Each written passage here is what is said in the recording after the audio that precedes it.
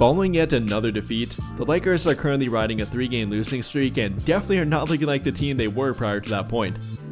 After all, in their past 3 games now, they have the worst defense in the entire league, having a defensive rating of 130.4, worse by a pretty wide margin, and a pretty big difference in their defensive rating prior to that point in their 30 games leading up to that point, having a defensive rating of about 110 in that time frame, second best in the entire league, and a pretty vast difference between now and then.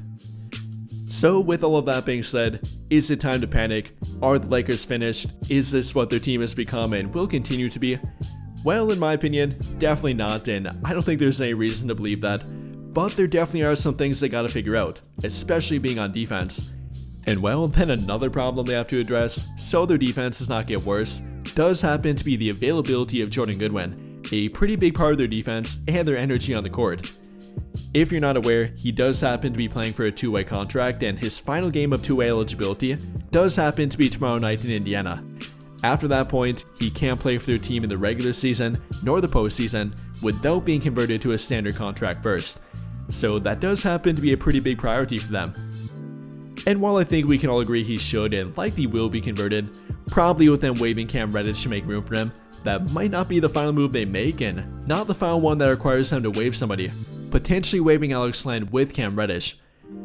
Now there was a report about that turned out to be false, or rather the wording about it turned out to be false.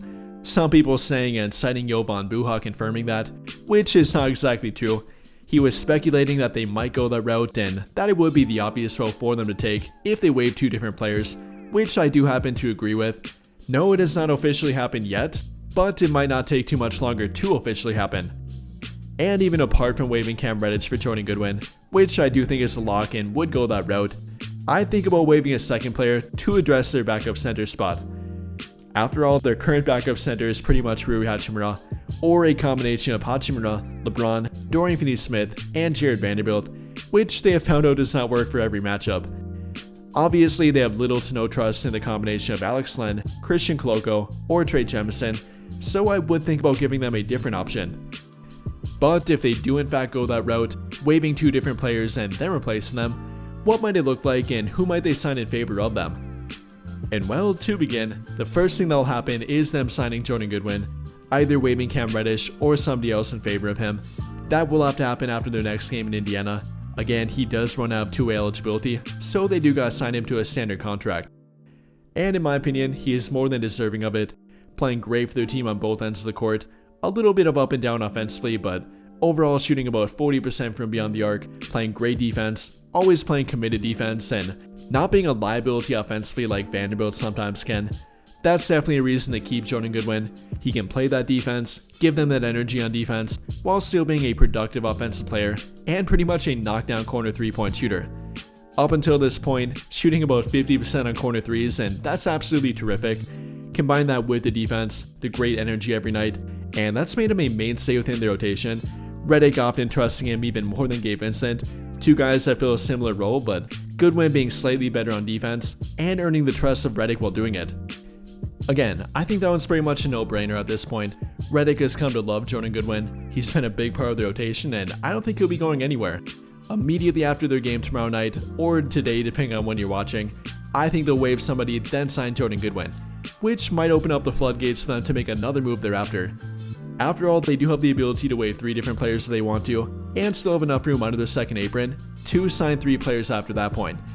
So it might be a guy like Jordan Goodwin, then somebody with him like Christian Koloko or Trey Jemison, or maybe somebody off the open market.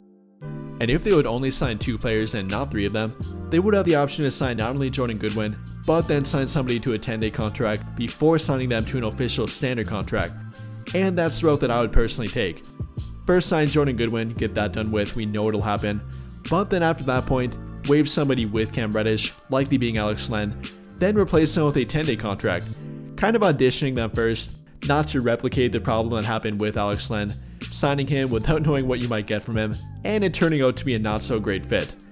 To avoid that again, I would take the 10-day contract route, kind of audition them before giving them that standard guaranteed contract.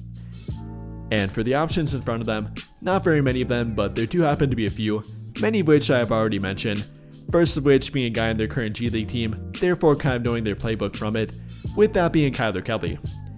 Kind of the combination of a lob threat and a good rim protector, good rim runner on top of it. That's kind of the blueprint for what works with Luka Doncic.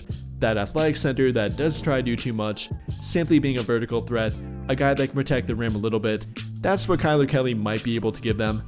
No, he might not have much NBA background, did have a 10-day contract with the Mavericks earlier this season, but does fit that blueprint for what might work for them at backup center.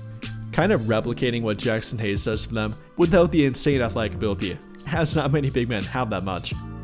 Overall though, think he would be a pretty good fit and a pretty good option for them. Again, with the lob threat ability, not quite as much as Hayes, but better than Trey Jemison or Alex Len. Then for rim protection, better than all three of Alex Len, Trey Jemison, or Christian Koloko.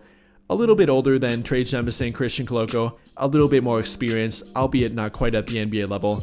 I think he would be a solid option for their team, especially for a 10-day contract. After that though, maybe a guy like Mo Bamba.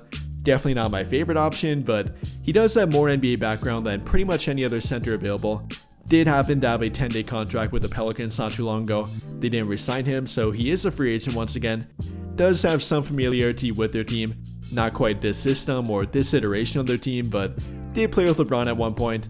Can space the floor, can be a decent lob threat, can be a decent defender when committed anyways, which is not always all the time unfortunately. But overall might be another option for them, and again one with more NBA background than plenty of other options. Or then going back to the G League route, maybe a guy like Jamarian Sharp. Does happen to be the big center that many Laker fans like, is about 7'5", does happen to have about a 7'9" wingspan, and then on top of that is a very good rim protector and a good lob threat, albeit without any NBA background so far. This season in the G League, averaging about 6.1 points per game, 7 rebounds per game, and about 3.3 blocks per game in only about 22 minutes per game, or per 36-minute average, 5.5 blocks per game. So translate that, or even a fraction of that, to the NBA level, and we're talking about a very good rim protector here. And then to go with that, like I said, a good lob threat, is a good rim runner, up and down the court, surprisingly quick for his size. Maybe not that laterally quick, not a very switchable defender, but would fit that mold for their backup center. A good lob threat, a good rim protector, and a good rim runner. So he theoretically would be a decent fit, albeit again without any NBA background. So that is something to worry about. But then for the final option, a guy that I mentioned before and that does happen to be Moses Brown.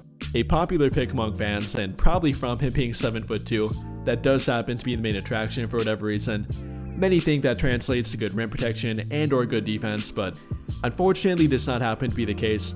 Wouldn't call him a terrible defender, but that's probably the reason why he's not a consistent NBA player or given a consistent NBA contract.